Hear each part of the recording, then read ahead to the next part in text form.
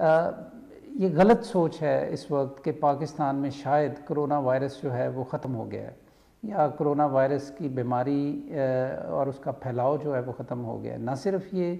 کہ کیسز کے اندر اضافہ ہو رہا ہے بلکہ ڈیتھس کے اندر بھی اضافہ ہو رہا ہے، اور امکان یہ ہے کہ اگر ہم نے احتیاطی نہ برتیں اور اپنی ذمہ داری پوری نہ کی تو آنے والے دنوں میں ان اموات کے اندر بتدریج بہت زیادہ اضافہ ہو سکتا ہے۔ ہم نے آپ کو بار بار دکانوں پہ، پرہجوم جگہوں کے اوپر، فیکٹریز کے اندر، پبلک ٹرانسپورٹ کے اندر، مساجد کے اندر،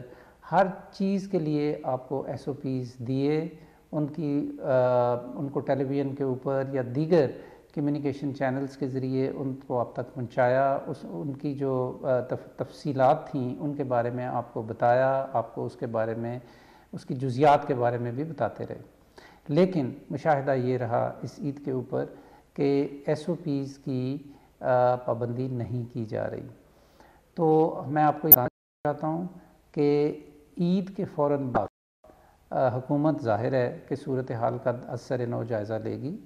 اور اگر ضرورت سمجھی گئی تو اگر اس پہ ہمیں ایس او پیز کے اوپر پابندی ہوتی ہوئی نظر نہ آئی تو یقیناً ہمیں اپنے لاک ڈاؤن کے فیصلے پہ نظر ثانی کرنی پڑے گی۔ تو یہ چیز ہمارے ہاتھ میں ہے کہ ہم اگر اس سلسلے میں اپنی ذمہ داریاں پوری کریں تو زندگی کا سلسلہ بھی چل سکتا ہے، روزگار کا سلسلہ بھی چل سکتا ہے، اور بیماری کے پھیلاؤ کو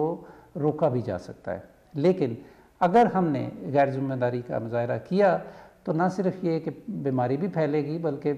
لاک ڈاؤن بھی کرنا پڑے گا، اور اس سے ہماری زندگیاں بھی مشکل ہوں گی، اور پاکستان کی معیشت جو ہے اس کے اوپر بھی گہری چوٹ لگے گی۔